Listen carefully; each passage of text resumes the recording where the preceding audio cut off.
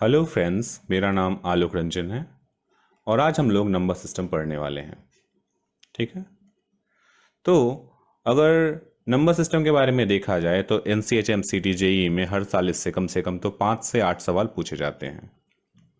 और अगर नंबर्स होते क्या क्या हैं तो 0, 1, 2, 3, 4, 5, 6, 7, 8 इन्हें बोलते हैं हम लोग डिजिट्स। और इन्हीं डिजिट्स से मिलकर के बनता है नंबर्स। तो इसमें जो जीरो है उसे हम बोलते हैं इनसिग्निफिकेंट डिजिट, और जो बाकी है 1 to 9 उसे हम बोलते हैं सिग्निफिकेंट डिजिट्स। अब होता है फेस वैल्यू और प्लेस वैल्यू। फेस वैल्यू मतलब जो नंबर अगर 8 है तो उसका फेस वैल्यू 8 ही होगा, लेकिन प्लेस वैल्यू ये कहाँ पे है एक नंबर में, ये डिजिट कहाँ पे है उस पर डिपेंड करता है।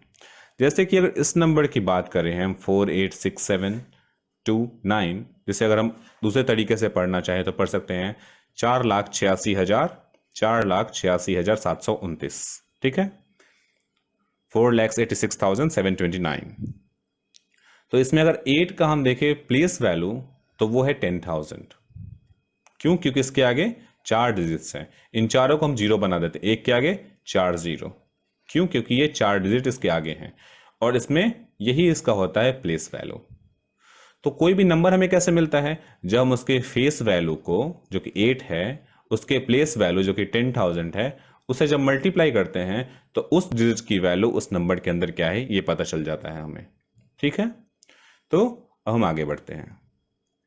अब है क्लासिफिकेशन ऑफ नंबर्स। नंबर्स को हमने कैसे क्लासिफाई किया है? तो हमने सबसे पहले देखा है नेचुरल नंबर्स। ये क्या होते हैं? 1, 2, 3, 4, 5, 6, 7, 8, 9, 10 ऐसे करते करते इन्फिनाइट नंबर तक हम काउंट कर सकते हैं, और उन काउंटिंग नंबर्स को हम लोग बोलते हैं नेचुरल नंबर्स। इसी नेचुरल नंबर में अगर हम काउंटिंग जीरो से शुरू करते हैं, 0, 1, 2, 3, 4, 5, 6, 7, 8, 9, 10 ऐसे करते करते इन्फिनाइट तक जाते हैं, तो इसे हम बोलते हैं होल नंबर्स। उसके बाद इवन नंबर क्या होता है? वो नंबर्स जो 2 से डिविजिबल हों। ऐसे नंबर्स जो 2 से डिविजिबल होंगे वो कैसे एंड करेगा? 0, 2, 4, 6, 8। अगर इनसे कोई नंबर एंड करता है तो वो इवन नंबर होता है।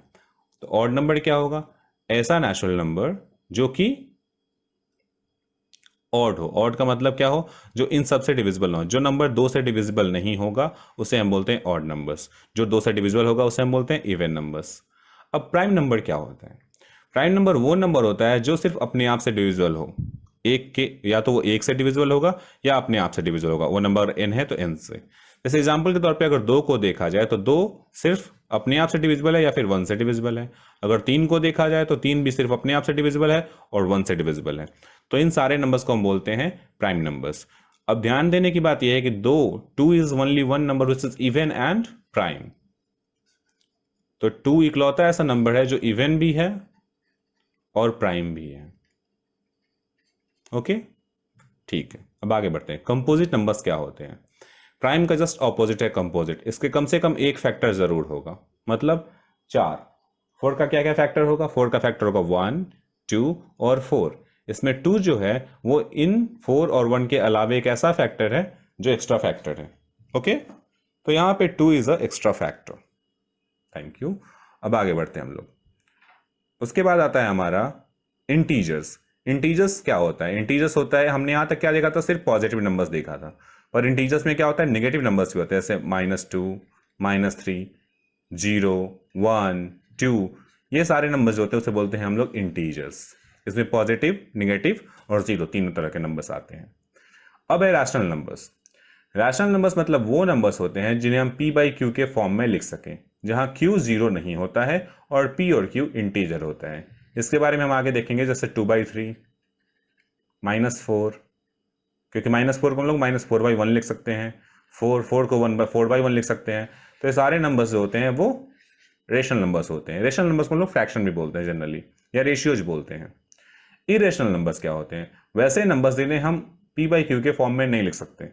एग्जाम्पल के तौर पे √3, √2, ये जो नंबर्स हैं ये इरेशनल नंबर्स हैं। And the sum of rational and irrational number is called real number. Real number के अंदर रेशनल नंबर और इरेशनल नंबर दोनों को जब हम सम अप कर देते हैं तो रियल नंबर्स आता है, और रियल नंबर को हम लोग नंबर लाइन पे डिनोट कर सकते हैं। ये पीछे का जो भी नंबर्स है ये सब रियल नंबर्स के अंदर आता है। ध्यान देने की बात क्या है कि natural number is smaller than whole number, क्योंकि इसमें जीरो नहीं है नेचुरल नंबर में। Then whole number is smaller than integer, integer को जेड से डिनोट करते हैं। Integers are rose less than Q, rational numbers बोलते हैं, and rational numbers are less than irrational number, and irrational numbers are less than real numbers. क्या समझ में आया? Natural numbers, whole numbers, integer, rational, irrational and real, इस तरह से इनका इंक्रीजिंग ऑर्डर ऑफ डोमेन है।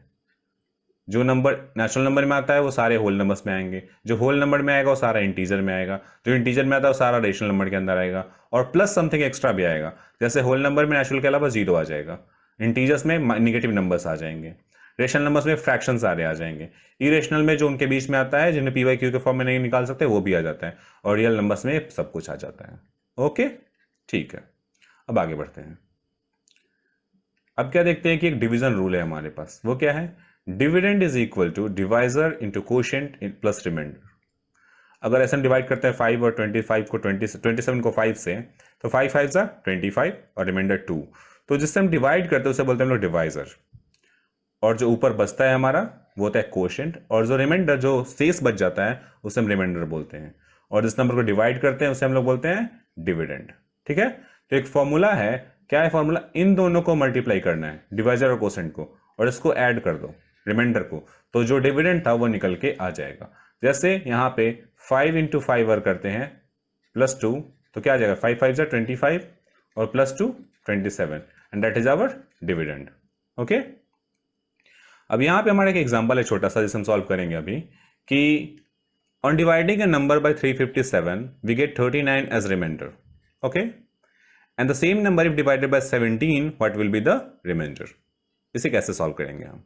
सबसे पहले देखेंगे क्या है क्वेश्चन, कह रहा है 357 को हम लोग मान लो कोई x नंबर को डिवाइड करते हैं, तो रिमाइंडर क्या आता है हमारे पास? 39।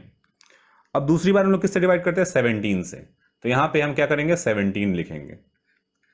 तो क्या ये 17 से डिविजिबल है? तो एक बार चेक कर लेंगे हम कि जो हम इसे 17 से डिवाइड करते हैं, जो कि अक्सर डिविजिबल होता है, और इस केस में डिविजिबल होगा ही।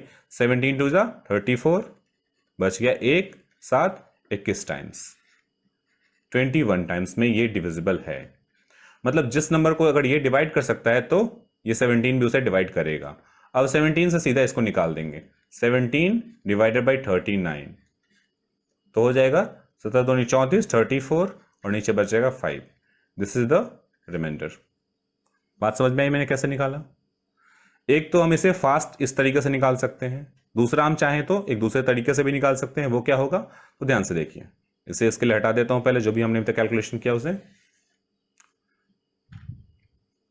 और फिर से हम लोग कैलकुलेट करते हैं। ओके, अभी तक हमारे पास क्या नंबर था? 357 मान लो x टाइम्स, x जो है वो कोशेंट है, ठीक है, और प्लस रिमाइंडर 39 है। This is the number. If you divide this number by 17, तो दोनों को अलग अलग कर सकते हैं, हमें पता है, प्लस में कर सकते हैं। तो 357x बाय 17 हो जाएगा, और प्लस 39 बाई 17, ये तो कंप्लीटली कट जाएगा 21 टाइम्स, खत्म। और इसमें हमारा रिमाइंडर बचेगा, क्या बचेगा? 2 whole 5 by 17। So this is our remainder. तो इस हिसाब से भी हमारा आंसर 5 आ जाएगा। ठीक है, तो किसी भी तरीके से हम बनाए हमारा आंसर सेम आएगा। दैट्स ऑल फॉर नाउ, बाकी हम नेक्स्ट क्लास में देखते हैं। ओके।